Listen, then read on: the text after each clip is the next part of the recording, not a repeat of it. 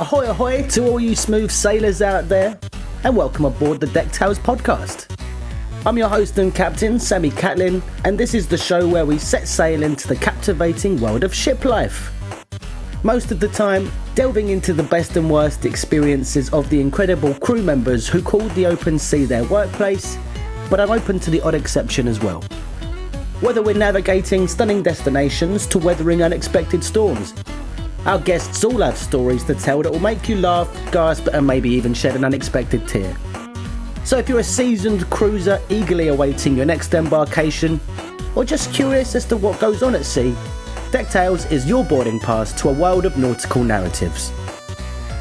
My guest today is Mr. Mark Tiffin, a navigation officer who's now been on cruise ships for 2.5 years, but was formerly on cargo ships for around 14 years. I reached out to Mark over Instagram as I noticed he'd taken a liking to the show, and when the time was right, we managed to schedule a time that worked for the both of us to have a good old DeckTales chat. So let's anchor up and dive right in. Good morning, good morning. How are you today? Oh, hello Mark. Yes, I'm very good, thank you mate. I'm sorry to keep you waiting. I don't know what happened. Slept through the alarm, did a job last night, and it was in a small council flat, and I had to do loads of sanding, and it really takes it out of you, and you're just sweating and covered in sand dust. And I got home. I got home and I basically just melted. After the shower, I went and I fell asleep, and I forgot to set my alarm. So I woke up naturally at 9:20, 10 minutes before we were supposed to do our call. But hey, thank God for the body clock. Oh, yeah. Can't argue with that. Well, what time does your one normally wake you up? On vacation, it gradually gets later till almost like a teenager. But on board, it's a 7 o'clock in the morning sharp wake up. It's 7 o'clock every time? Don't have to wait for my alarm clock. What if you're, drinking? I can't drink that much on board. Oh, you can't. What's your that's a good way to segue into it, I suppose. You can't drink on board. Are you the ship's doctor? No, I'm not. Let me guess. Well, you're an officer of sorts. Yes. I've seen your picture, and we haven't worked together for those listening. But this is fun. This is sort of like Guess Who. What shall I? Oh, you're on the bridge. I am. You're on the bridge. You got 2 stripes or 3? 3. 3, and 4 is the captain. 4 is staff captain. Oh, is it? 5 is the captain's. Oh, that's silly. The one with the wide bar first and 3 bars is usually captain. 3 bars. So he's got 3 and a girthy one. Yeah, or we would call it 5 stripes. 5 stripes. 3 and a girthy one.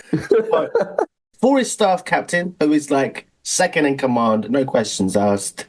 3, you're like the chief electrical or the chief something. Chief something. So at the moment, I'm first officer, which is the navigation officer, the chief sat-nav operator. Very soon to be chief officer. Oh, so I jumped the gun on the chief bit. Give it another 3 months. Oh, so you've just come back from one contract? Yeah, I came back 5 days ago. So 8 hours of jet lag to get over. Where was you flying back from? From Singapore. Oh, very nice. Very, very nice. But where were you going on this particular contract? So my last contract, we were home ported in Keelung, and we were running over to the Okinawan Islands in Japan. So going to places like Ishigaki, Naha, Kumamoto, Kagoshima. Very, very nice places. Apart from Naha, which is quite a big city. The rest of them are very small, sleepy towns, lots of countryside around it. Amazing food, very, very friendly locals. And now you're back where? Back up in South Shields, just outside of Newcastle in the north of England. Oh, are you a Newcastle fan? I'm not a football supporter. Oh, that's okay. Because I was going to say, I'm an Arsenal fan and we got you on the weekend. Up north or down south? No, we're coming up to the St James's Park. There we go. Park. Yeah, we're coming up to St James's Park. And they always like to put the fans up in the gods, the top tier. They're not allowed to sit anywhere near the sort of the pitch, which is weird. No other team does that. So, yeah. And I don't know about our chances. I mean, everyone's writing us off because of our squad depth not being good enough, and we've got loads of injuries. But we keep surprising people. So come on, You you are gooners. talking absolute gibberish to me there. I'm so sorry. Sorry, That's Mark. like me going into technical details of the bridge and everybody's looking at me going, what? Well, I have some insights into the bridge because I used to do the occasional bridge tour. Oh, did you know? Well, yeah, it was my job as a social host to take all the people and, go up and around. And one person thought they'd ask, what they thought was an intelligent question. They asked, how high are we above sea level? And I was like, well, this is it. We're at sea level. Do you mean how high is the ship? To be fair, though, you are, a good 20, 30 meters above sea level if you really want to work it out. The bridge does have a height above sea level, but you can probably work that now out. Now I feel bad, Mark. You've been patronising the guests and Well, no, but it made it into the book. I'm keeping that for when I go back away. I like to take a book for when I go away. Oh, okay. What did you get the paperback or did you get the audio? I've gone for the audiobook, so I'm going to give it a good listen when I'm away. Oh, please do be gentle. I spent I spent a long time in isolation recording and editing that puppy. So yeah, I hope you enjoy it. It's sort of like the in-betweeners at sea. Yeah. That's my elevator pitch. So anyway, I hope you enjoy it. I will do. I'll let you know what I think of it at the other end. Well, what I have to do is make an amended version a bit further down the line where I apologise and put in a footnote and say sorry, but Mark said it's not a stupid question to ask how high you are above sea level. Apparently, it's a common thing. It's quite interesting is working on the bridge of a cruise ship, and then if you chat to the cruise department, hotel departments, like the different perceptions we have of the same ship. The ins and outs of where I am on the bridge is very technically minded. But then for somebody who's never been on a bridge, it's a totally foreign concept. But if you put me in the theatre, I don't have a clue what I'm doing. Just sit in the audience and clap. What am I clapping? Yeah. Was that dance move good? Did I miss something? 10. I would have put 10. Exactly that. But, you've worked on cruise ships. We've both worked on cruise ships, and it's, 1,000+ crew trying to achieve the same thing at the end of the day. But we don't necessarily know each other's jobs inside out. So we do try to do the best for each other with the best intention. Sometimes they do get cross. Yeah. I mean, when would you say you're, what's the word? You're at your ruffliest, like when people ruffle your feathers. I just came up with that. That's not the term I wanted to use. You're easily antagonised. Would that be on formal night when you got to get on your whites? Oh, you see, where I work, we don't do formal night. The nature of where I work, we don't have a huge amount of guest interaction if we don't need it. So in fact, a lot of cruise ships now, I think post-COVID, haven't gone back to this traditional gala night unless it's the nature of the cruise ship. Okay. So I've worked across 2 cruise ship companies, which I will leave out because I'm still in the industry. But I will say the first one was not Carnival, it was not Norwegian, and it was not MSC. Sort of probably work out where the last company is there. Well, we'll leave it to them. Yes, exactly that. The ship I was on, there was no formal nights running there. That's where I broke into the industry. So you broke into the industry when? You've been in the industry for how many years? So I've been in cruise ships 2.5 years. I've been at sea for 16.5 years. Oh, wow. Okay. So you've been working on... So I spent the first 14 years on large container ships. Then 2.5 years ago, the itch was getting too big.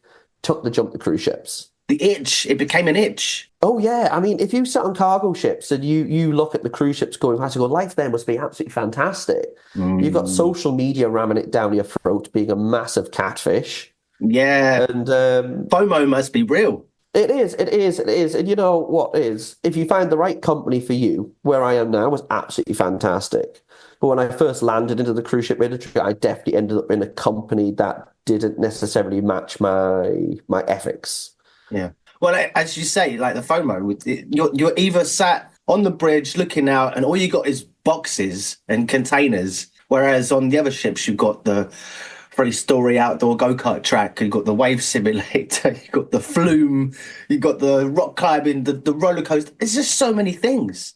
But it is a world apart. You've been on cargo ships you were on for like 14 years. Yep, 14 years total. God dear. No Captain Phillips scares? No, I did sail through those areas quite a lot, but most of it is just fishing boats and smuggling boats out that way. Mm. They keep Yeah, they themselves keep to the themselves. distance. Your job is to navigate around it, through it, whatever it is, get them there and on time. Yeah, I mean, Head- safety oh, has to come first, yes. but obviously there is that commercial pressure to arrive at a port, even go into a port. Mm. So, it's not unheard of to attempt to go into a port and on the way and go, no, this is not safe. We have to turn around. And then it's like, sorry, hotel department, you suddenly have a whole sea day to plan with zero notice. And I mean, entertainment. yeah, exactly that. Exactly that. I mean, normally the briefing has happened the day before anyway, saying the weather tomorrow was looking a bit questionable. We may or may not be able to make it into this port. So there is a bit of a brace for the rest of the ship that we may or may not go into that port. But ultimately, at the end of the day, is you've got thousands of lives on board. You can't take that risk. Was you a bit more risky on the container ships or nowhere like the same, basically? No, I've been lucky. I've always worked for very, very good companies where safety has been very, very foremost in what we do. But Mm. you would definitely say the cargo ship industry as a whole, you can definitely say that there's more risks taken in certain places in the world, certain companies, because everybody on board is a seafarer, a qualified seafarer. And unfortunately, it's a big issue is that if you have 24 people from a country where the Western media doesn't necessarily care about, Mm.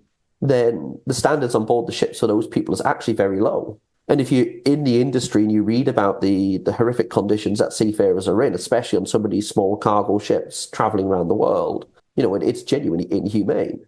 Mm. But then 95% of the world's cargo travels by sea. It's something we can't live without. Yeah.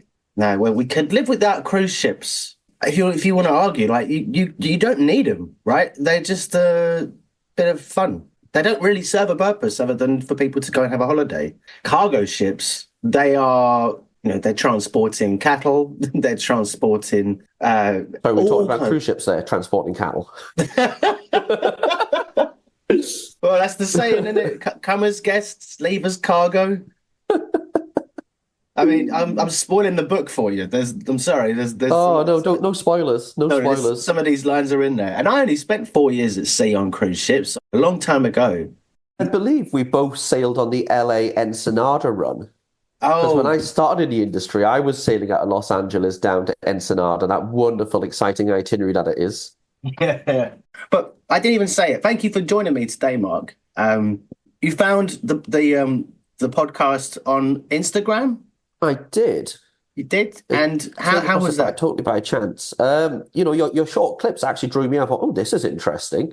Yeah. Popped over to Spotify, downloaded sort of the episodes that were already out, had a good listen, had a good laugh, shared it with the guys I work with up on the bridge there as well. So, a few would ever be listening in as well. Ooh. I'm Well, sure this will, when this gets released, I'm sure that I will get some stick back on board. oh, so we'll have at least, so when your episode goes live, we'll have at least 5 or 6 new listeners. Yeah, That one episode at least.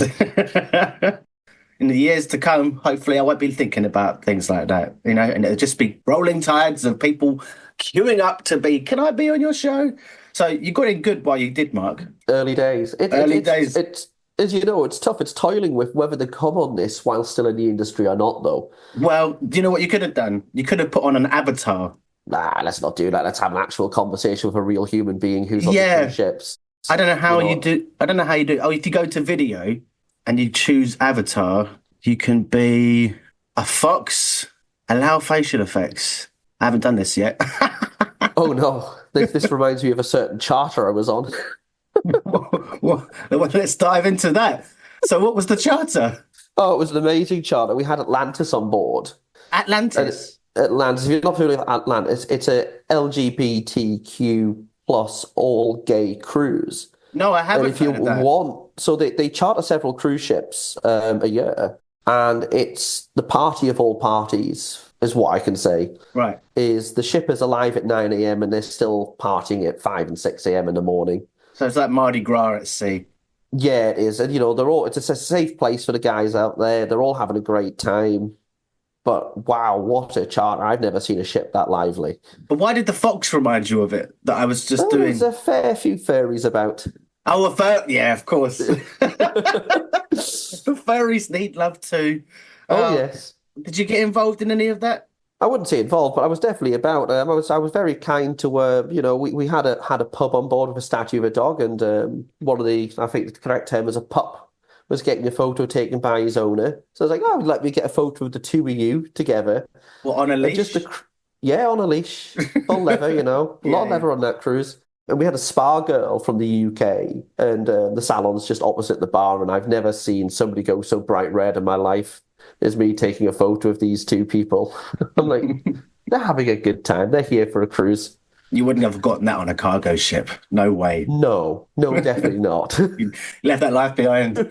So you think you're in it for the long haul now, I'm assuming. You've done 2 years. You're going to do many, many more? Yeah, definitely. I'll say it through to master, through to captain. I'm still young. I'm 33. Just had to work that out. So, yeah, no, I know I look like I'm 40 something. It's the beard. It's the beard. It's the sea air, Mark. It's the sea beard air. and the receding hairline and going bald. That's what life at sea does to you. What? Why did you think? Did my eyes widen or something? That's not the first time I've heard that. Well, normally officers on board, they are a little bit older, shall we say? I mean, they come in all shapes and sizes, Mark. There's no catchment of one type of person. Just in my experience, a lot of the officers were older. Well, grey, old, and big, fat. When you were, that's bridge officers. There you go. That's that pastries on tap and the coffee machine. But I think it's something. If you work on the bridge, it's very much a career. The salaries are very comfortable. The working conditions are very comfortable. I work a 10 weeks on, 10 weeks off routine versus what some people work 9 months on board in return for 2 or 3 months off. Yeah. So I think, especially for us from the, say, like the UK, Northern Europe, is working on the bridge or working in the engine rooms very, very sustainable long term as a career. But 10 weeks on, 10 weeks off. Yes. But then you're working like 12 hours a day plus? About 10 hours per day. They can stretch out to 12 hours on a busy day, even maybe push the limits of 14 hours, but generally not. Not where I am at the moment. Where I was previously, the days were very, very long. Right. So what does your job entail? For those people that didn't catch it, you're a navigational officer of sorts, but the title is, again... So first officer navigation. First officer navigation. So to summarise it, it's chief sat-nav operator. Oh, okay. So, you got the tom-tom on the deck. Exactly that, the fancy tom-tom. So yeah, the main part of the job is to plan the routes from A to B, make sure the ship's sailing safely, keeping all of the bridge equipment updated and keeping an eye on the maintenance, working with our electronic engineers and electricians to make sure all of that's functioning properly. Also on the bridge is we do a bit of driving between ports. Oh, yeah. I'm sure somebody in the industry is going to go, ooh, he said driving. Yeah, but a big part of it, autopilot supervisor. But you wouldn't say steering, you'd say driving. You know what it is? Where I am, we say driving, but really it would be navigating. Okay. Well, some would argue you don't drive a plane, you fly it. So you don't drive a ship, you steer it. Well, you navigate it. You navigate it. Yeah. And did you ever get the sextant out for a laugh? Not for a very, very long time. You don't need it. New ships don't even have sextants anymore. Right, yeah, because you've got all the tech that you need. Well, that's it. There's so much redundancy in a ship. You've got at least 3 GPS systems. If they go down, you still have backup systems to find out where you are. You still have your radars, which you can... So a radar, for those who don't know what it is, it's essentially the big things on top of the ship that spin around. Yeah. They send a radar pulse out that returns an echo from ships or land. If you overlay that radar image with your electronic maps, your sat-nav, you have a good idea where you are as well. Is that you know that your GPSs are now matching what you're looking at in reality. There's a lot of redundancy in systems you have in place to make sure the GPSs are behaving themselves. And if they fail, we still have methods of traditionally plotting the ship's position. Follow the Northern Star. Follow the Northern Star. Yeah, that sort of thing. Might run into some ice eventually, though. Yeah. Or some land. The Northern Star? The North Star. North Star, yeah. North Star. Pole Star. Pole. Pole. As in North Pole. As in North Pole, yeah. But so what is the sextant for? I brought it up and I'm acting like I know exactly what it's for. So a sextant's literally a instrument for measuring angles. Oh, yeah. So, No, I'm trying to make a Basically, little joke out of this, but no, I'll leave I you can to see it. the innuendo bingo going. I'm like, Oh. measuring angles? Where's the innuendo in there? I try to keep it light on this show. But yeah, it's literally for measuring the angle between the star and the horizon is what you're trying to do. Then if you know the time of day and you do a lot of mathematics and you go back to college, then you'll figure out roughly where the ship's position is, plus or minus a few miles. Oh, okay. So it's not very accurate. Well, it is a science, but it's not as accurate as these GPS systems can work out. No, definitely not. Nowhere definitely near. not. Yeah. But it's obviously what they used to use way back in the day before the tech age. Is there anything that you do still use that's from the time before time? We still have a magnetic compass on board. Yeah. Which is got to have your magnet compass. You don't anymore. No? Within reason. No, if you could. So actually we use a gyroscope. This is getting really technical now, isn't it? But no, the gyroscopes. The gyroscope, Well, with the gyroscope, that's obviously just to relay the instructions of what is true level. Basically, we force a gyro to point north. Oh, okay. Is what we're doing, and it acts as a compass. Right. It's the most simple format of it. And we have two of them and a magnetic compass. But the magnetic compass has come a bit of a dated technology. Because it only works on a level plane. Well, yeah, that, and it also does not point north. It points a magnetic north. And that's not what you want. No. But with the gyroscope, have you worked on any of the ships with the gyro pool tables? I've not. I've only played pool on the ship with normal pool tables. The ball goes like that and it goes rump. Yeah. But if you just make a call to the bridge and you go hard to starboard, make the whole ship go over like that, all the balls go in at once and you win. Paul Shark's not very happy, but Yeah, you could hustle your way to the top big time if you had the man on the inside and they're just like tilting the bridge up. But they've been around for at least 10 years. The thing is, cruise ships are so, we avoid bad weather. We have stabilizers. Most of the time, cruise ships are upright anyway. You don't need it. And stabilizers are like when you're just learning to ride a bike and you have those little wheels that stick out on the back wheel. If basically you're teetering either way and you might fall over, they help you stay up. So in a sense, that is exactly what they are on a cruise ship. Just about. They're just big wings stick out the side. Yeah. And they just act like airplane wings. They also level based on the gyro? No. How do They have their own sensors. They have their own sensors, but yeah. But cruise ships are generally very, very comfortable. You can have 4, 5, 6 meter waves outside, and the cruise ship's still relatively comfortable. Mm. Well, is there a truth to the thing about it being the bigger the ship, the less you'll feel it? No. You think it's not necessarily? The taller the ship, so these massive ships, the further you are above the water, as a ship rolls, the more you move sideways. So actually, the more you feel it. Yeah.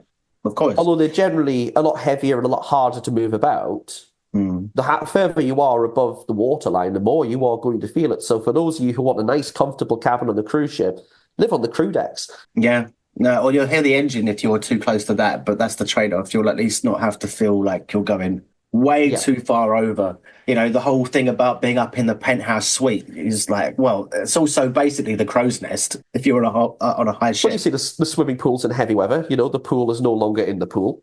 Yeah.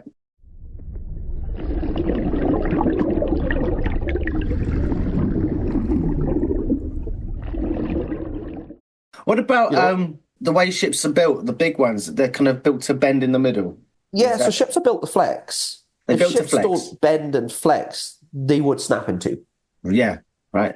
So it's maybe not so easy to see on cruise ships, but if you look at container ships videos on YouTube, you can see them literally bending like bananas like this. Yeah. And they are made to do it, and there is software on board to calculate this. But yeah, ships are always bending and twisting and warping, because if they didn't, they would snap. There needs to be some give, otherwise it's what is known. Is it hogging and sagging? Oh, yes, it is. Yes, it is. Do you know which one hogging is? Wait, it's like...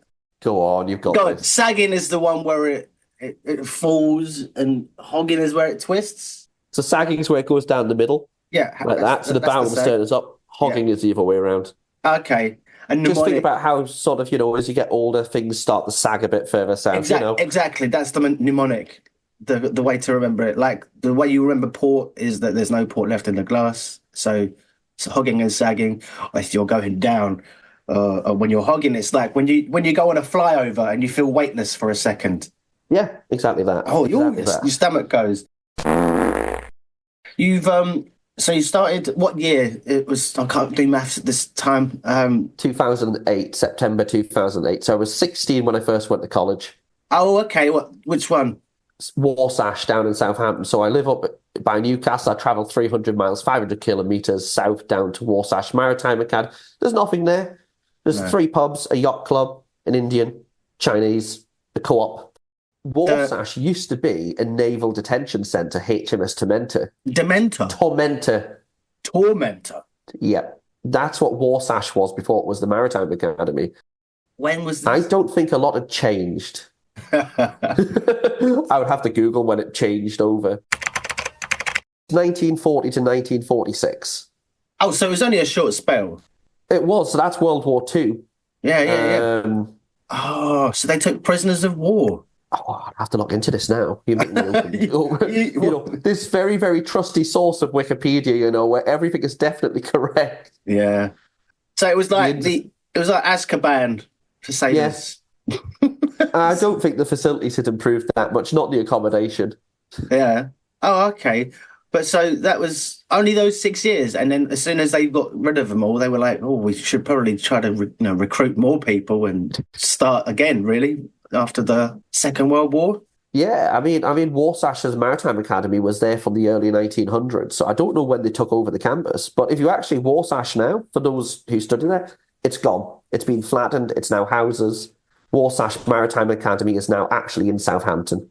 Oh, but it's there still. It's just been relocated. Yeah, the firefighting and the sea survival's still there, down on the riverside, but the actual lecture buildings, they're all gone. So there's nothing up in South Shields? South Shields up here, we've got a big maritime academy. Yeah. But since I was a child, 16-year-old, my parents signed all my documents. That was me being sent down to Southampton to get used to being away from home before being dropped on a cargo ship halfway across the world for 3-4 months. Good practice. It was. You know what it is? 16-year-olds quite young to go away, but I don't regret it one bit.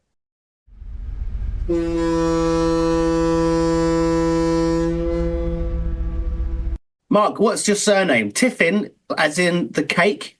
Yes, as in the cake. No, the Indian word for light snack / meal. Or casual sex if you watch the Carry On films. Oh, matron. Is that what it said? I forgot. I didn't know they used that word for meaning light sex. Or not light sex, just sex. Go for a spot of Tiffin. Oh, you got to watch Carry On films again now. Yeah. Oh, it's been a long time. Just remember Barbara Windsor always getting her baps out. That was my first insight into... was that your highlight, was it? Well, just remembering some of those films when they came on terrestrial TV and being like, oh, I bet at some point she's going to pop open, because it just always happened.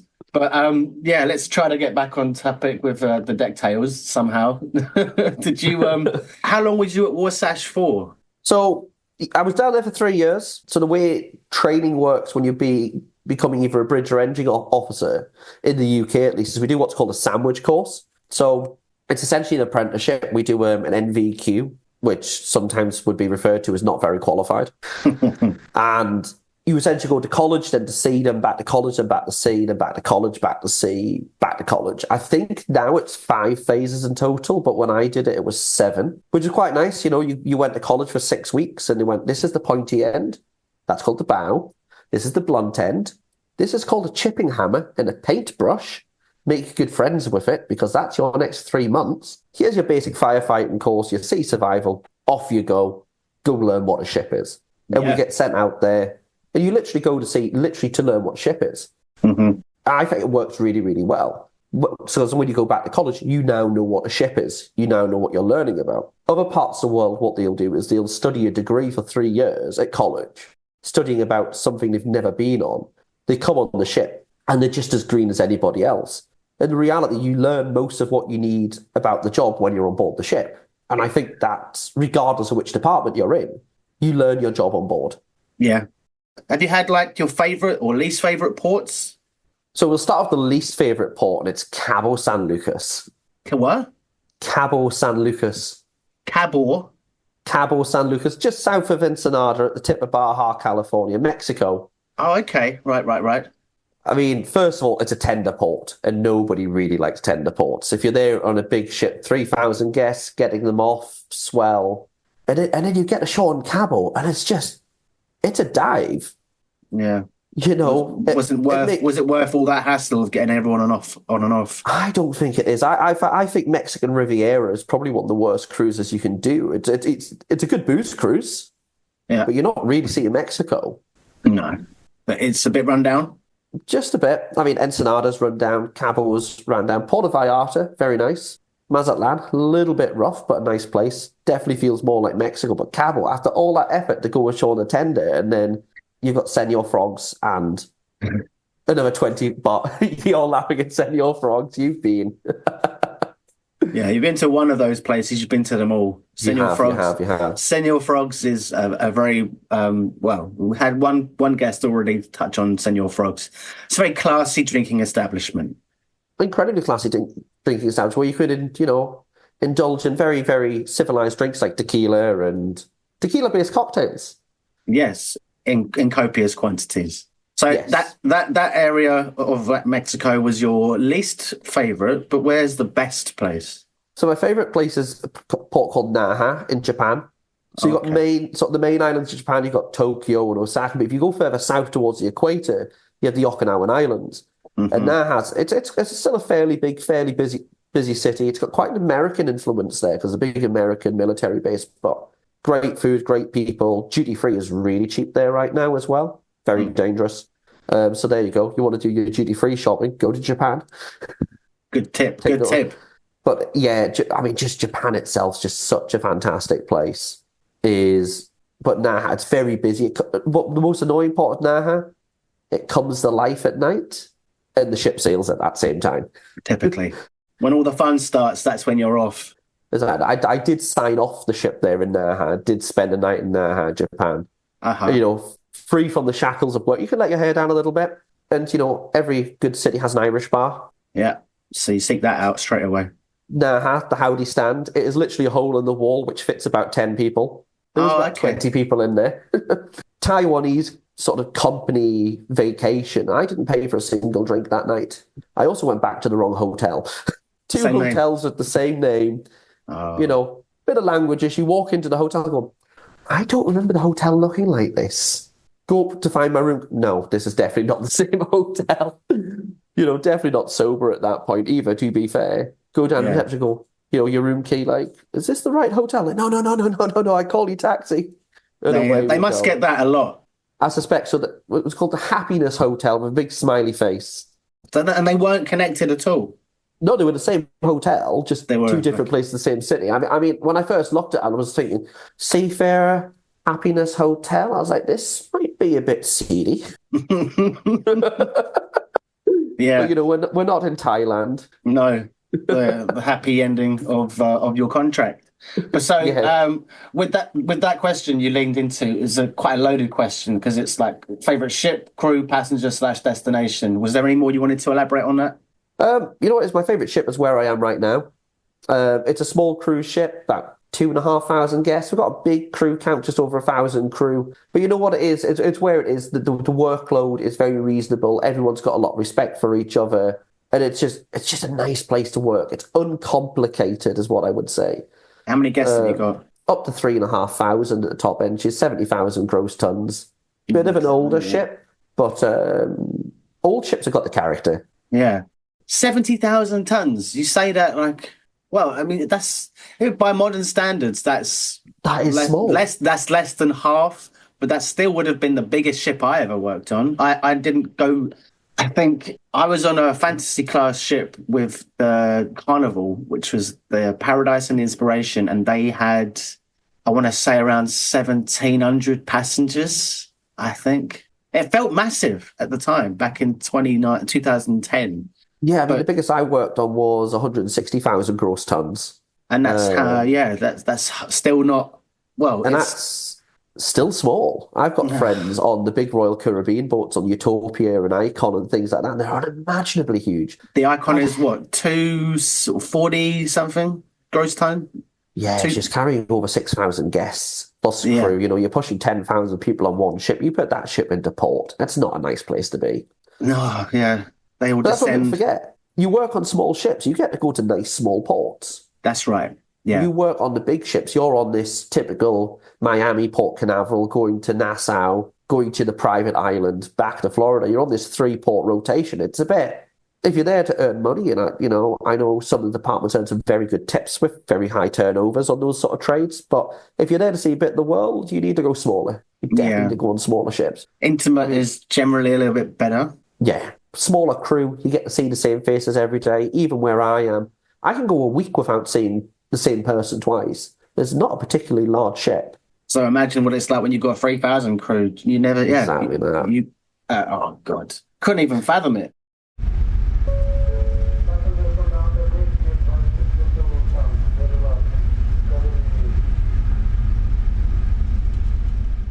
But have you got a least favourite ship? Yeah, I mean, it was the first ship I worked on the cruise ship industry, so I'm not green to being at sea. No. But I was necessarily green to being on cruise ships. So I came from second in command of cargo ships, so going in as essentially third officer on cruise ships, which is the lowest ranking bridge officer. So on the bridge of a cruise ship, there's 2 officers at any one time, at least on large cruise ships. So I wasn't even in charge of navigational watch, which was great in one respect because it gave me the opportunity to learn the industry. But unfortunately, one of the members of the bridge team were, let's say, not so easy to work with. And I'd say for the first time in my career at sea, I genuinely was bullied by somebody who I think was just intimidated by my experience from outside. And I think this highlights that, you've got some great people on cruise ships, but at the same time, that ship particularly had some of the poorest management I've ever come across. Was it quite territorial? It was, so, because I'm not green, if anybody ever has a problem on a ship, my best recommendation is to take notes of it. Time, date, location, incident, witnesses. And because the thing is, if you put a complaint of a one-off incident to human resources, depending on what it is, it might be able to be dealt with there and then, or you might be having to build a bigger case. And this was just small bits, calling me during rest hours, shouting, just generally hazing and harassment. It was pretty bad, to be fair. You weren't bullied? I took that to the staff captain. Oh. As my direct line. And it was very, very much dismissed at it's cultural differences. I'm thinking, no, it's not, because there's more than one person of that nationality on board and they're not all the same. And, the kicker in the teeth of that was I then, asked for feedback about how was I doing, how was I settling into the industry. This is about 5 weeks in. And his answer was, I don't know. Thinking, you're my direct line manager, and I've been here 5 weeks with you, and you have no idea or feedback on my progress as an officer on this ship. I was thinking, this is not somewhere I want to work. Yeah. So, that was a tipping point of that ship where I said, I'm going somewhere else. I'm voting with my feet. I'm applying somewhere else. And I've landed somewhere absolutely fantastic now. And, this is an officer on the bridge who we have a bit of clout on board. You can't say we don't. Our education sort of teaches us these things. And to think that happens to a waiter or a stateroom attendant or a laundry supervisor or cruise staff, it's scary. Actually, my biggest regret with that is actually not taking it to human resources. Because contrary to belief, people go, oh, you tell human resources, they're only there to protect the company. They're not. They're there to look after everybody and to get a resolution. If that went through human resources, that would have been flagged officially. Well, that's their job, literally human resources, not corporate resources, not corporate. Exactly that. Did you have to do any initiations or things of that nature? Oh, what, for going to sea? Yeah, have you ever crossed the equator on a ship? Yes. Yes, so the good old crossing the line ceremony. So when I did it for myself, I was on cargo ships, again, age 17, on the bridge, bag over the head, handcuffs on, the full shebang, all done in good taste, don't get me wrong. Yeah. And I was left to last for my crossing the line ceremony. And it was in the bottom of the swimming pool, which was empty at the time. And we had this captain from Middlesbrough, short guy, never swore, very polite gentleman, gold tooth, absolutely a phenomenal captain to sail with. They take the paper bag off my head in the bottom of this pool. He's wearing a mop on his head as a wig. Now, this shouldn't be that funny. But I burst into hysterics in the situation. Let's just say there wasn't a lot of hair left on my head. The food scraps went over with very little mercy for that. Oh. Earlier this year, my cruise ship crossed the equator, and of course we had to run one ourselves. Yeah. And, yours truly here was King Neptune. Oh. Brought the bosun in, brought one of the cruise staff in, And we had a good laugh of it. Everybody who took part was voluntary. It was only They have to be voluntary. They need to sign a waiver. Well, I wouldn't quite go signing away, but you've got to keep it entertaining, but civilized at the same time. And yeah, we had a good laugh of it. I maybe stole some good old GCSE drama acting from the London dungeons, Edinburgh dungeons, because they've got a good script to steal off. You're accusing the crew of. I accused one of the crew of knocking another man's beer over, the most heinous crime possible. How do you plead guilty or double guilty? And as soon as they're out of you're going, lies! I've got a paintbrush of water splashing them. And, they all had good fun. They all got the certificates at the end of the day. What, to say that they were now a shellback? Shellback, yes. Mm-hmm. Do you have a particularly scary sort of moment that rings out as to oh God, I nearly died? Or, it's a broad spectrum comment. So do you have one that comes to mind? Back when this is cargo ship days again. Yeah. Is caught out in a hell of a storm in the Great Australian Bight, which is sort of round by Melbourne, Perth, sort of in between there. And, people say, you see these videos online, cruise ship in a storm, and it's rolling away gently. Like, if you're in a storm, ships don't roll, they get thrown about. Mm-hmm. And this ship was rolling 45 degrees at times. So your world was like that. Yeah. When you're in a bad storm, things that are screwed down and bolted down are no longer bolted down, they move around. And the sea state was described as phenomenal, which would suggest 14-meter waves. The sea state? Sea state, so the height of the waves was about 14 meters up to. Yeah. The ship was battered the next day. Was it a gale? What was the gale force? Do you know? Oh, it was beyond an 11. Beyond 11. Well, beyond 11. You're looking at beyond hurricane. And the problem is down there, the wind travels round the South Pole, round the Antarctic. So you get really, really big swell systems down there. It was an absolute horrific night. So did you take lots of damage? The inside of the accommodation took a lot of damage. The containers were all dented. So yeah, there was quite a bit of damage done in that storm. Okay. And what about the contents of the containers? Who knows? Depends how well they were strapped down.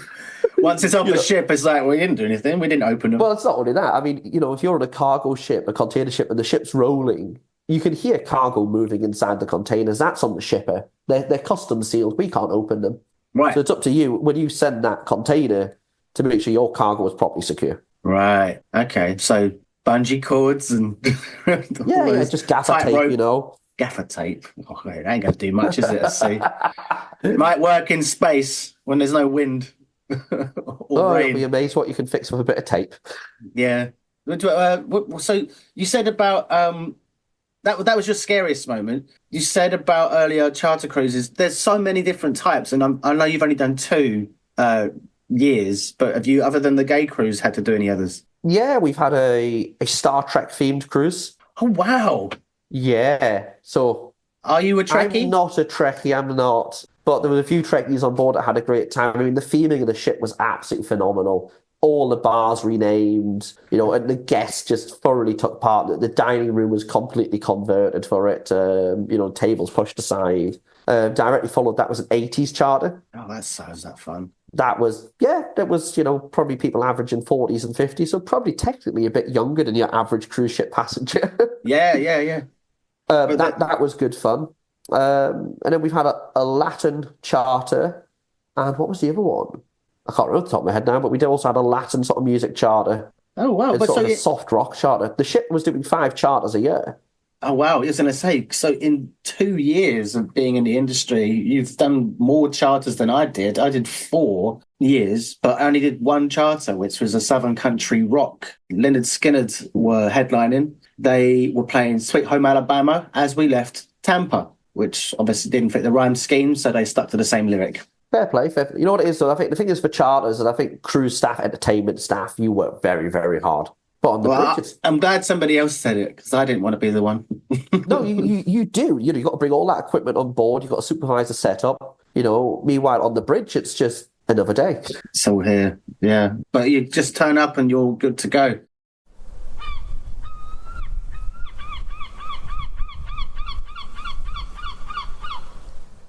Did you have many chances for excursions? I did. Not in the first company. Second company, we do crew excursions. So Yes. only for crew, so we don't have to mingle with the guests on the excursions. One was out in Vietnam into a place called Ban Nhat Hills, which is not very Vietnamese. Ban Nhat. Ban Nhat Hills. Ban Nhat. Okay. Ban Nhat Hills, yeah. So it was once upon a time a French village, which has now been made bigger and bigger and bigger into a big tourist attraction. Of course. But I think what was most notable about that, we had a host on the bus who liked the microphone a bit too much. And considering at the time I was on night shift, the last thing I needed was somebody so desperate to make noise, they were singing, "If you're happy and you know it, clap your hands," at 9 a.m. on a bus. I was like, no. Like, just no. But what time is it now, Mark? It's 11:10. If you're happy and you know it, clap your hands. Obviously, like flashbacks. Flashbacks. That's the one. We never. People did have some of the similar things with over enthusiastic early morning tour guides, just trying to get everyone to be. And you can't blame them for trying. They're trying to make the experience sort of a memorable one, but that just seems like so basic. I was thinking, you know what? I'll leave you a good tip if you shut up. We're adults. This is the stuff you do in primary school, preschool. Oh, yeah. So that was one of the. Well, I'm sure that the excursion was fine. It was just the guide. Yeah. The bus journey was traumatizing by the guide, but the excursion was great. You take a cable car up into the hills, into this sort of very European village, and Was there any tours that went awry, like casualties or disasters with accidents on the road? Nothing like that. Not for me. I mean, people coming back late from shore excursions, that's quite common. And I think the good thing is if you go on a company shore excursion, the ship's not leaving you behind. If you pay that extra money to the line, then on the bridge, we're like, come on, we need to go. Come on, get back. But at least the line's going to take care of you. You don't have to stress about dock running because, well, you paid the line, and part of paying the cruise line direct is if that excursion's late, the cruise line's going to look after you. Yeah, it's only when you go off the beaten track by yourself that it's like you've done this at your own risk. They're not going to wait for you. Did you? I'm guessing you never missed the ship? I've never missed a ship, or I wouldn't have a job. Or the ship wouldn't know where they were going. Yeah. But I think the worst place was Cabo San Lucas at tender port, because the guests would come back late and they think, I can still get back to the ship. All the tender boats are there shoreside, but the ship's already shut all the shell doors on the outside of the ship. The ship is ready to sail. They're not going to open those doors back up, wait 20 minutes for you to come from shoreside. So, it's such a brutal one because they can see the ship, heave up anchor, turn around, blow the whistle, bye. Muster list is already in the hand of the port agent. Yeah, passports are being landed ashore if they're on board. Medications landed ashore if it's on board. Yeah. Because we still, you still have some obligation to use, well, not some, you still have an obligation to the guests to land passports and medication ashore. Yeah. It's the least you can do. At least you can have a passport and your medication if it's in your cabin. Here's your blood pressure medicine. Yeah. Don't stress. Here's your passport. You can try and catch us at the next one. Yeah, but I mean, at the end of the day, if you miss the cruise ship, I mean, normally shore leave expires half an hour before the ship's due to sail. The ship will sail on schedule. We can't sit with thousands of guests on board because you've ran late. And actually, if people contact the agent, because the agent's details are available to all passengers and crew going ashore, right. If they're genuinely round the corner, the ships most likely will leave the gangway out for that extra 2, 3, 5 minutes. Yeah. If you're in contact with the ship, but there's no contact with the guests. You don't know whether they're 1 minute late or 1 hour late. That's a good tip. Keep the port agent's number on speed dial just in case of any unforeseen circumstances. Especially if you're a guest. Because if you're crew, you have your shipmates and they can communicate. But if not, the agent is your best friend in that port at that point. Mm-hmm. But you could end up in quite big trouble if you miss a ship. Not just if you're crew, even as guests, because there could be visa implications. You could be stranded for some time and you might not be able to get a flight. And all your luggage is still on board. So trying to get back to it is sometimes quite troublesome. or the company's going to charge you a nice little fee for packing it for you and shipping it back to where you want it shipping. Oh yeah, that's it's probably good business. probably make more money out of you that way. Let's leave Very early. inconvenient. Let's leave early so that we have to send them their stuff back and charge them an arm and a leg. Oh, well, that sounds like a good side hustle. I mean, misrepresenting the departure time, pushing it yeah. back 1 hour on all the boards outside the port. Think of how much more money you'd make out of just having to send everyone's gear back. I'm sure you'd lose out on onboard revenue, though, wouldn't you? You're not selling many drinks if you've left the passengers ashore. True, but I mean, if you're having to send all their gear back to them, air freight and all of the rest of it, then that evens it out maybe, and you didn't have to deal with them throughout the week. So win-win. You can tell why you're not on the board of the cruise line. Yeah. I know another unpopular idea for the guests. We're going to leave them all behind. Let's just go without them for a week. I mean, wouldn't it be nice? It's nice though, isn't it? I don't know if you ever sailed on a cruise ship with no guests. Yeah. It is nice. Yeah. Well, everyone's in boiler suits because it's they're getting the ship ready for when they come on board. That was how I started my first contract. What would you say has been your most embarrassing moment during your 16 years at sea? So, ships are not all made even in terms of the luxury you have on board. And, I have a porthole. Mm-hmm. Now, portholes are generally the same size as the quayside. Now, in the land of the rising sun, Japan, I managed to give a good number of our guests a view of a full moon through my porthole. I was like, should have put the tip jar out. I'm getting changed. Like, totally forgot it was my side of the ship that's alongside. Yeah. Like, so the locals could see right in? Yeah, oh yeah. I flashed a good number of our guests in Japan. So that was a recent embarrassing That was quite moment. recent. I mean, I didn't see any complaints in the survey, but I didn't see any compliments. But generally, you're quite an sort of, I don't say it's unsung hero, but you're not a known face as much as, say, the entertainers and the cruise director and the captain. No, we are quite behind the scenes if we want to be. Another one was I quite like being on guest areas. I quite like the guests. When you work on the bridge, you sort of could choose your interactions. Mm-hmm. And a good question you often get off the guests is, so who's driving the ship right now? Or is the captain driving the ship right now? I'm thinking, definitely not. And my reply was normally, actually the captain's a glorified secretary. The bridge officers drive the ship. They answer emails. Captain brings us in and out of port and takes all the glory for it. 100%. Well, guess which guest was on a bridge tour the next day and totally dropped me in it. The captain's just looking at me. I'm like, yep, that's exactly what I said. I called you a glorified secretary to a guest. He did have a sense of humour, and, the guests loved that sort of thing, really. These were American guests, so you could have a bit of a laugh with them. That's handy. Do you, yes. Did you have any side hustles at sea? Any extra gigs that made you a bit of extra money, or were you busy enough? No. Honestly, we don't need to do a side hustle on the bridge, but a lot of the guys do. A lot of the guys, I always go see one of the crew to get my hair cut. I would never go to the salon. I would always go see lifeguards, actually, seem to be very good hairdressers, by the way. Support your local businesses. Yeah, support that, and also just support the onboard economy. I'm sure you've touched on this before in the podcast, that there's a whole economy within the economy of crew providing services to each other. And I would far rather give $20 to one of the lifeguards whose salary is not high, that's a huge bit of money to somebody from the Philippines, than give $30, $40 to Steiner, who will take half of it, and the stylist actually sees very little of it. Yeah. So, well, you could go and get a haircut, but then you can't pay in cash. You have to go through Steiner. Yeah. When I was on ships, I think they were earning something stupid, like 14% or around that of every haircut, of what was charged. It was quite criminal, really. And for reference, Audible are taking 60 of the 40% for all the work that I did, and they're just a platform. Let's not get into that.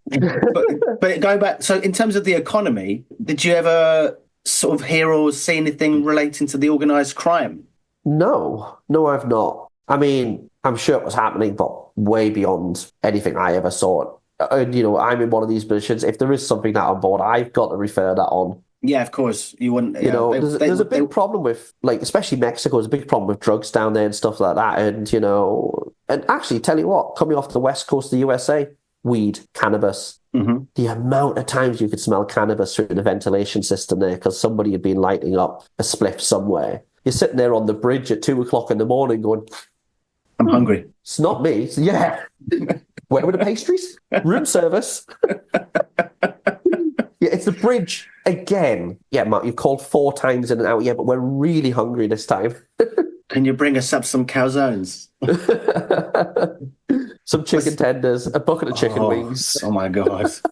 You obviously, as an officer, as soon as you walk past or anywhere near some illegal dealings, everything just shuts up shop and closes down. So you don't see it because you're the last person, or one of the last people that they want to see or be caught in the act from. Yeah, I mean... But it does go on. It does, but I think it probably happens more on shore side than it does on board. At the end of the day, you've still got to go through waves of security. Ships still run airport-style security, and if you're stupid enough, I'll use the word, to try and sneak through with that, if you're a guest, you're getting sent to the local authorities. If you're a crew member, you're losing your job and going to the local authorities. Mm. Yeah. I think the biggest problem that you have if you're doing the States is potentially crew jumping ship, trying to set up a life in the USA. Oh, yeah.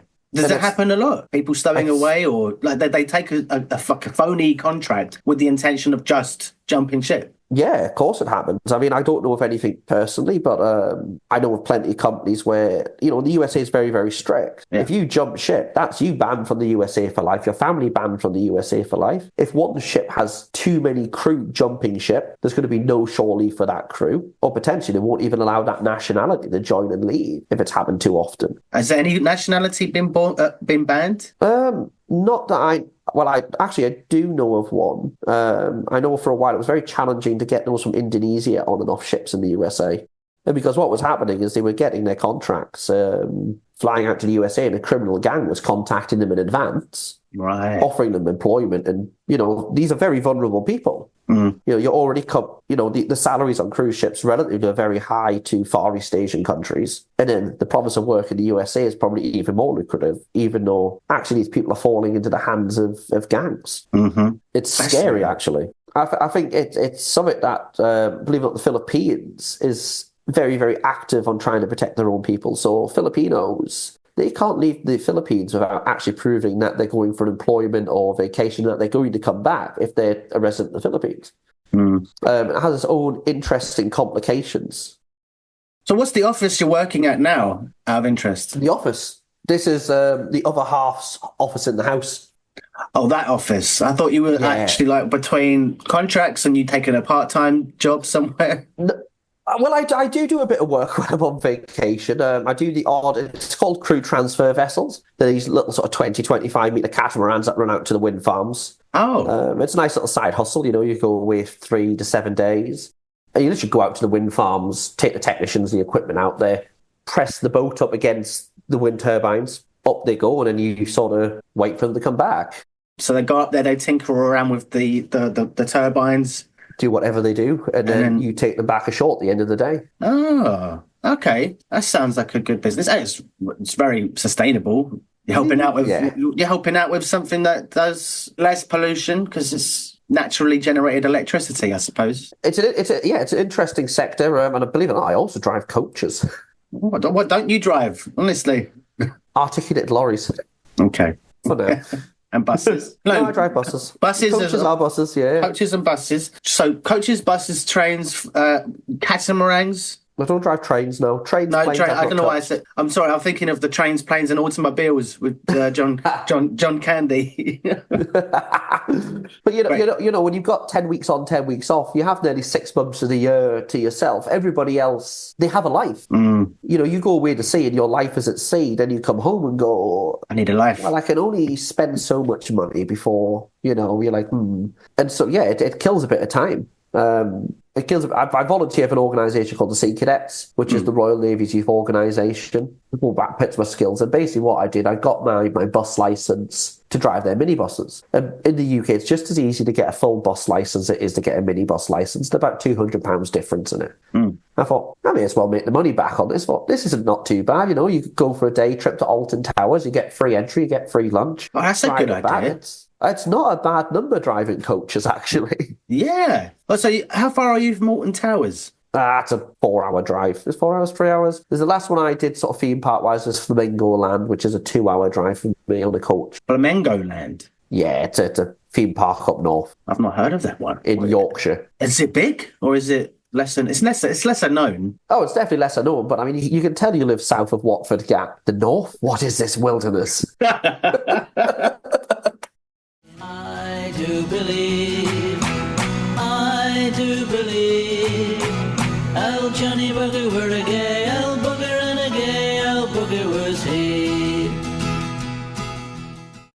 Were there any deaths at sea that you were aware of? There had to. Yeah, I mean, it's not uncommon on cruise ships, is it? You know, passengers tend to be older or of the less healthy variety. There's, you know, you do have a hospital on board. There's only so much you can do if possible, and it's safe to do so. You know, we medically evacuate or try and get to a water as quickly as possible. But unfortunately, people do pass away on cruise ships. There's thousands of people living their best life, having a great time. And unfortunately, some of them do pass away. But I mean, I always, yeah, I tell you what, I could live my retirement years on a cruise ship. You know, you're well looked after, your food's there, your entertainment's there. You know, there's a medical facility on board. Maybe not great, but at least you go out having a good time. It's cheaper than a retirement home. But it is. That's the thing. I mean, but I love the rumour about ice cream day when a passenger dies. Like, yeah, because we're definitely going to put the body in, like, you know, a freezer or a fridge that we use for food. No. Cruise ships do have morgues. Yes. So there is somewhere to put the deceased, respectfully put the deceased at that as well. They don't just chuck it in a bath of ice. No. You shouldn't freeze bodies anyway. No. Just chill them. Just chill them. Keep them just below room temperature. So you had a few, but were there any, like, I don't want to say it lightly, but, like, were there any comical deaths? No, not that I know of. Again, you only get limited information. You know what, as we would call it, crew mess news is like what's actually happened and what's made it around the ship are two very, very different things. But I mean, quite common on cruise ships is people to pass away in the bathroom. Yeah, you know, the Elvis Presley. Yeah. The problem is with cruise ship bathrooms, they're not a big space if you've fallen off the toilet and you have to remove someone from that space. No. Yeah. You know, not a very dignified way to go either. Not really. Oh, God. And if they'd accidentally pressed the flusher behind them as they fell and died, that would have then sucked them in a bit, I guess. Because of the vacuum, I'm just thinking. But, you know, no. Have you ever made a perfect seal on the toilet with your arse? Perfect seal. That's a good question. No, I'm quite slight, Mark, so probably no. Did you see that thing the other week about the woman who jumped overboard on the Taylor Swift themed cruise? Yes, I did. That's, you know, because you don't fall over the side of a cruise ship. You've either jumped or you're doing something very silly. It did say she jumped. It didn't say she fell. You've got to be in a very dark place to do that. And that's not unheard of. As you know, people historically will leave their shoes on the deck and then jump overside and leave their shoes behind. So if you see just a pair of shoes on deck, that's not usually a good sign. Why would they take their shoes off? I don't know, actually, the reason for it, but it was a thing. People would take their shoes off before jumping over the side of a ship. I don't recall that guy in Master and Commander taking his shoes off. He took the cannonball. Do you remember that? Yes. He just went, oh, see you later. That's haunting. Well, you know, the problem is if you're searching for a man overboard, you're searching for this much person above the water. You are literally looking for a head. And if it's at night, it's very difficult. And actually, it's a fair risk the crew are putting themselves in. To go down those rescue boats in open ocean isn't as nice as it looks. No. You know, it's all fun playing in the port, during drills, because you can have great fun with a rescue boat in port. I used to do donuts and all sorts, because I can, you know. Yeah. Why not? Give me a powerful speedboat. I'll go have some fun in the port. Yeah. But out in open ocean, it's quite a dangerous situation. Migrant rescues is becoming a bigger thing, though. Micro rescues? Migrants. Oh, migrants, sorry. Migrant rescues. Especially out in the Mediterranean, is those who are travelling in boats between sort of Africa and Europe. Right. And that's quite common, that the cruise ships particularly, because cruise ships have got good facilities for rescue, are having to, are going out and doing what we should do. Well, one, we're legally obliged to, but it's also the right human thing to do.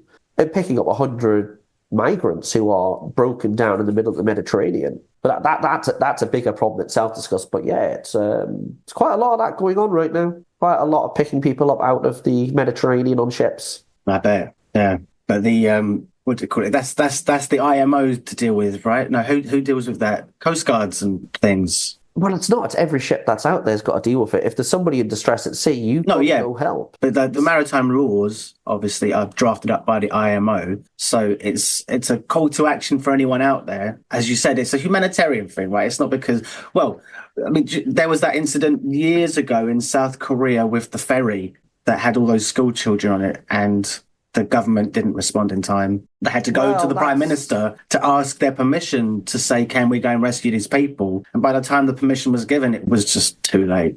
There was a bigger problem there. That was an overloaded ferry. Yeah. The passengers were told to stay in place. Yeah, that's what they did. They stayed in place. By the time they realised maybe we should evacuate, they couldn't. The ship was on its side. It's an interesting report to read that. But a big part of it was the passengers were told to stay in place. Everything's okay. Everything's okay. The name of the boat escapes me, but can you remember? Oh, I can't, but I can find out very quickly. It was the Seawall. Sewol. Seawall, and that was off the coast of just South off Korea. Jeju, Jeju Island, South Korea and Jeju down there, yeah. Oh man. So let's go back to your stories. Do we have an easy way to segue into something a bit more lighthearted? Probably not, but let's go for it. Oh, we do. I probably hold the record for the fastest time between joining a ship and being hauled into the captain's office. Wow. How quick was that? 20 minutes? 20 minutes. What did you do, Mark? So, in my first company, you think officers versus guest volleyball. This would be, invited by part of the management committee, hotel director, complete officers versus guest volleyball. And apparently, the captain did not like this. So when I came back from vacation for a second contract with this company, I was hauled into the master's office with a bit of a lecture. And one of the topics was, and you need to put less priority on officers versus guest volleyball. Now, not the fact that I'm terrible at pool volleyball or the fact I maybe gave one of the fellow crew a black eye when serving. None of that seemed to make it in there. That just reminds me of Ben Stiller in Meet the Parents.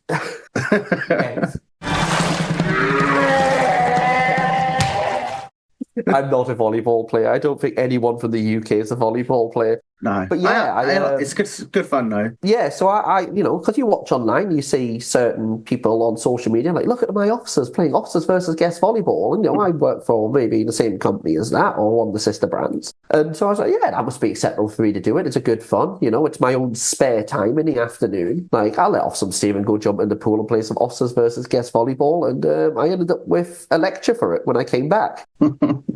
So you were against your fellow crew? You were playing with the guests? No, it was against the guests, yeah. So I was with my fellow crew. So when we say, officers, I mean, we maybe scraped the barrel a bit and definitely put some stripes on crew that didn't wear stripes because at the end of the day, to find volunteers for this isn't always easy because we all have our own jobs. Yeah. So I thought at the time that they would have been, oh yeah, this is great. Somebody wants to actually help us out with this. And the department I was running that loved it.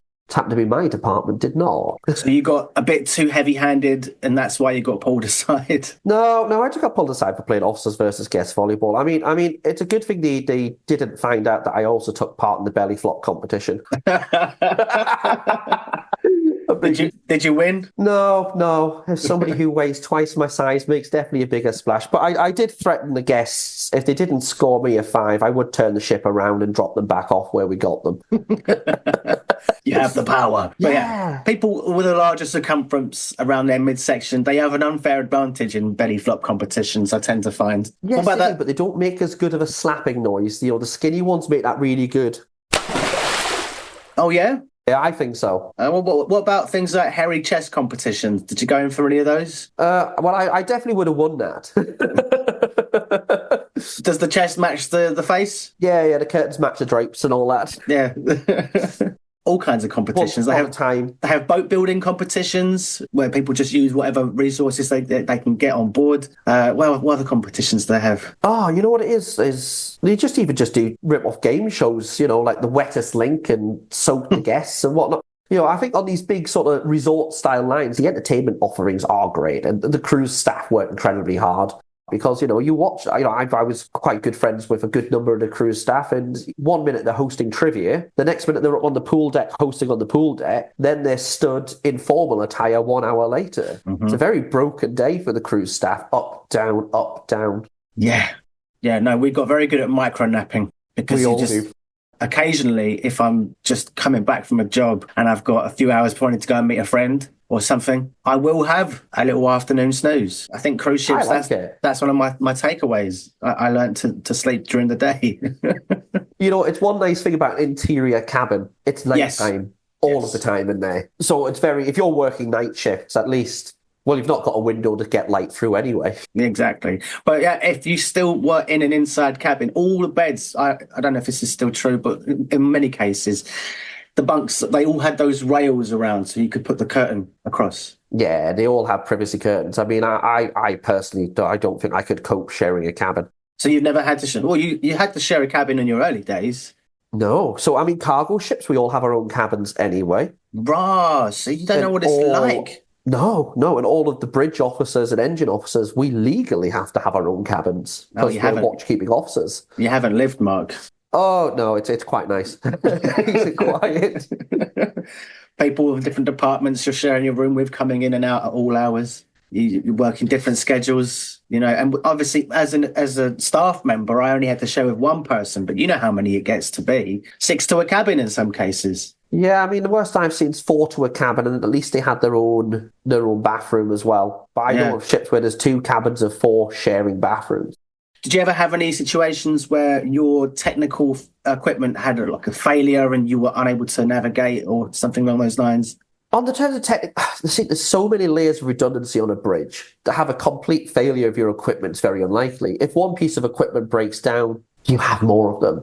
It's as simple as now, if one of our sat-navs totally break down, we could go take a screen from somewhere else because they're all standalone computers. So I've not had it. And again, you know, normal cruise ships, you've got 4 or more engines. And those engines are also the thing providing power to the accommodation. It's unlikely. I've had a few very minor fires, which have been dealt with very, very quickly. But nothing that bad on cruise ships, really.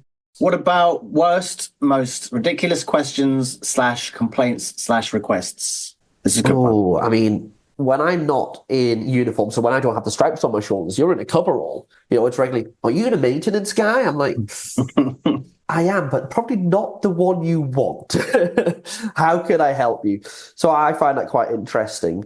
But I once had somebody call the emergency line, you know, because on some companies, if you dial 911 or 112 or whatever the emergency number on that ship is, some companies, the bridge takes those calls. Yes. Because it's the command center of the ship. Mm-hmm. And they were panicked because they couldn't see land and say, yeah, but we should be in, I can't remember the name of the port today. I'm thinking, no, we're at high sea today. You're talking to the bridge. Everything is okay. We're supposed to be in the middle of the ocean. Yeah. And even when you would get through that as, you know, some kids are being noisy next door and people would call up and say, they're having a fight next door. They're having a fight. You send security to investigate and security are like, yeah, it's just kids having a good time. It's like, well, you tell them to keep having that good time and enjoy their cruise. Did you ever accidentally broadcast something over the ship's speakers when you weren't supposed to? I'm horrific at public addresses. I am horrific. The amount of just small blunders I've made during public addresses. Just, you know, and the worst one, we were doing a drill, and this is going to the whole ship, including the crew. And I'd start the PA announcement of, you know, your code word announcements. And then the captain said something to me. So I took my finger off the button. I was like, oh no, I've just broken my announcement. And the whole, you know, I could feel my phone vibrating in my pocket going, this is everyone now giving me a hard time for the announcement. Because when you take your finger off, that's cut the signal. On that system, yeah, that just cuts the whole announcement. But when you press it again, a bell goes first or something, Yeah. right? You get the bing bong. The bing bong. Hi campers. Oh, that's too enthusiastic. I don't know. I would always try and be obnoxiously happy, you know, apologising to the guests. A very good morning. This is an important message from the bridge, and apologies for disturbing you at this time in the morning. I think, but why are you not ashore? You know, you can only apologise to the guests first and say, this is only a drill. Don't panic if you see firefighters running around. We're not on fire. We're just training the crew. But you've never had to deliver an announcement when there was an emergency? Oh, yeah, that's fairly standard. Is, you know, different lines have different code words. And it's something, the first time you do it, because what will happen, especially if you receive a 911 call, the call you get, often the person is up here with what they're giving you because there's an emergency or perceived emergency. And my favourite thing is we have checklists, and one of the questions, and certain things will trigger an instant emergency, especially medically, and asking somebody if the patient is unconscious. Now, the general English level of some crew. Are they unconscious? Yes. Right, okay, here we go. Let's go for an emergency. But actually, I learned later was, can they talk? Because I had to, are they unconscious? I went, yes. I went, can they talk? Yes. I was like, they can't do both. But you do. So you've got to adapt your English to the level of who you're talking to. But yeah. They can't do both. Yes. Yeah. Yes. Just keep saying yes. But yeah, you've got this phone call where somebody's really, really up here on the adrenaline kick. Then you've got to go over to the public address, figure out the location of this ship to make the announcement, and bring your adrenaline level back down. And when you first do that, it's actually really hard. Once you've done it a few times, then yeah, you get used to it. But it's quite you're up here at the phone call, but now you've got to bring the level back down to announce that to the rest of the ship. Did you ever have a guest run at you and they're so panicked that you had to grab them by the shoulders and say, pull yourself together, madam? Oh, I wish. I don't know. I don't think you could get away with grabbing them by the shoulders, could you? You get a complaint for that. Guests get quite stressed as well. They're away from home. They're in a foreign country, and you do sometimes have to smooth things out. What about environmental practices? Did you ever see any of them getting broken? Not by the companies. The companies have all got very, very strict environmental policies, but it wasn't unheard of to see guests throw things over the side. Yeah, which is against something called MARPOL, which is the convention that deals with that. MARPOL stands for, do you know? Oh, don't do that to me. College anymore. Can't say words like that without... You're going to make me look like a complete, absolute fool. It's International Convention Prevention of Pollution at Sea. Oh, that's right. It doesn't even... it's not even... no, it's not. MARPOL has nothing to do with the words it's supposed to be. No, it's not. It's one of these things. When you study your exams for this job, you know it off the top of your head. And you're like, yeah, MARPOL, yeah, MARPOL. We all know what MARPOL is. But yeah, so MARPOL being the regulations about pollution and the paperwork involved with a guest throwing something over the side, just to document it and, to prove that it was an accidental discharge, which it wasn't necessarily from the person, but from the company. Yeah, but fair enough. The environmental regulations are incredibly strict. They're getting a lot stricter as years go on. Air emissions being the latest thing that's kicked in. What about things like scrubber discharge? Is that a thing you've encountered?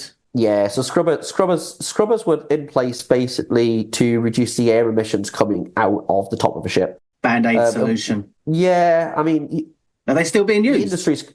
Yeah, widely used. They've been used by oil tankers long before cruise ships used them. Right. But what you'll find is most local regulation bans the use of them in what you would call open loop system, where they scrub the funnel smoke with seawater. But you can use them in what's called a closed loop system, which keeps everything nicely always contained within the system. So for those who don't know what scrubber discharge is, basically, with the air emissions pollution problem, the way they counteract that is they have these jets in the smokestack that spray the exhaust and suppress it from going up into the atmosphere, which solves the problem of the emissions, but then it creates this wastewater byproduct known as scrubber discharge. So in some cases, it's been offset and just dumped into the sea. There's been stuff that's going around over the last few years, and it's very troubling because it's worse than the pollution it was trying to prevent in the first place. Yeah, I mean, arguably, yeah. There's not enough research into it in many respects, but you find local regulations prevents the discharge of it into the sea,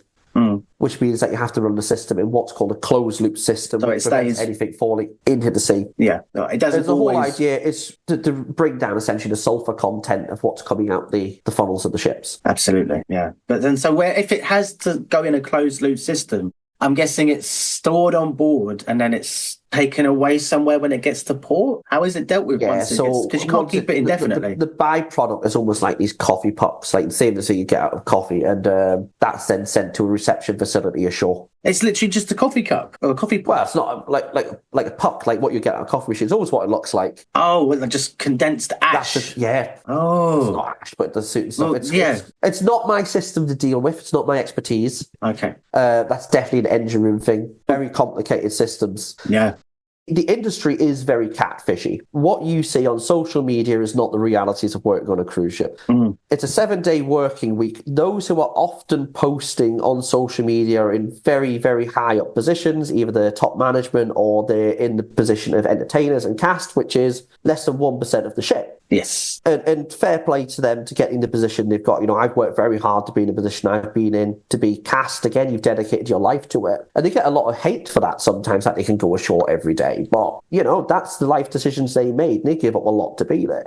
But you are working a 7-day week. You are working a minimum of 10 hours a day. There are rules, and there is, unfortunately, a class system on board. If you work on the bridge, you get your own cabin. You get a porthole. You can eat in the officer's mess. You can use the guest facilities. But if you're a lowly crew member, you will be sharing a cabin. You're stuck to the crew mess. You have limited access to the guest facilities, and it's something I think cruise ships are great, especially if you're young and you want to try something. Get on board, try it. If you don't like it, the worst case scenario, you have to pay for your flight home. But if it's something you're doing while you're young and you're having a great time of it, then great. What have you got to lose? You might find an industry you love and stay in, or you might go, this is not for me. There's a lot on social media out there highlighting how wonderful it is to work at sea, and it is, but it's a tough life, and also spending that much time away from loved ones, family, and just your life at home, that takes its own toll as well. But if you're single and you've got no family, then hey, go and jump on board. Was there anything else you wanted to add, Mark? Oh, go on. So we'll go back to our wonderful Atlantis charter, shall we? I love the Atlantis charter. I got sexually harassed by the bride from Kill Bill over Uma Thurman. So one of our guests was dressed up as the bride from Kill Bill, carrying a big plastic katana. And again, I was chatting some rubbish somewhere around the ship with one of the other people from the UK. I said the classic, how did you get that past security? To which I was whacked in the cock by this plastic katana. I mean, to add into details, my boiler suits were very form-fitting, shall we say. There were definitely no complaints about it on that charter. And I was like, how did you get that past security? I was like, I just told them I was happy to see them. The guests went off happy with the interaction. And what we are just being mildly sexually harassed as I'm walking past hotel director. It was going to happen on any cruise. That was the one it was going to happen on. Yeah.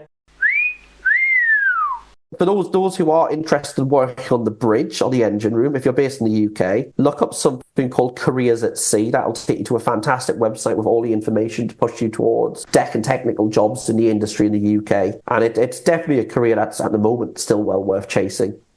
Good work-life balance, the salary is okay, the benefits are good, and don't be too fixated on starting on a cruise ship. You can always start on a cargo ship and move to cruise ships. Earn your stripes. Earn it. Because if you started off on the world's best, most luxurious cruise ship, then any other ship you go on after that, it's just going to go downhill in your estimates. If you start on the shittest, most unpleasant company or ship, then every job after that is just going to feel so much better. Without the salt, the sweet ain't as sweet. People make ships, not the ship. You can be on the biggest wreck in the world, but if you're with the right people, you're going to have a great time. I think we'll leave it at that. Mark, before we get cut off, I just want to say thank you so much for coming on DeckTales and sharing your experiences over the last 16 years. It's been fascinating. I've really enjoyed it. And thank you very much. Hopefully we speak again. And, once you have enough guests, maybe you need to host a DeckTales meetup in London somewhere. Oh, that would be lovely. Yeah, have our own DeckTales charter. Have our own crew bar. Oh, yes. One day, Mark, one day.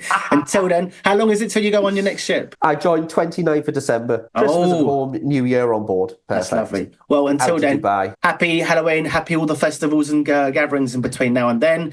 Happy Christmas and bon voyage for the next trip. Thank you very much. Take care. Take care, mate. All the best. Bye-bye now. Bye-bye. So there you have it. That wraps it up for this episode of DeckTales. I hope you enjoyed it. If you've been entertained by the tales of laughter, camaraderie and the occasional stormy sea, then don't forget to subscribe, rate and leave a review. Your feedback helps us to navigate the podcasting waters and continue bringing you these fascinating stories. Before I sign off, if you'd like to share your own stories for future episodes, then I'd love to hear from you. Simply get in touch over the socials, because after all, the best stories often come from our listeners. As we navigate through the waters of life, remember to enjoy the journey as much as the destination, as well as those you choose to share the adventure with. I've been your captain, Sammy Catlin. Until next time, fair winds, smooth sailing, and may your adventures be as unforgettable as those shared here on DeckTales. Bon voyage.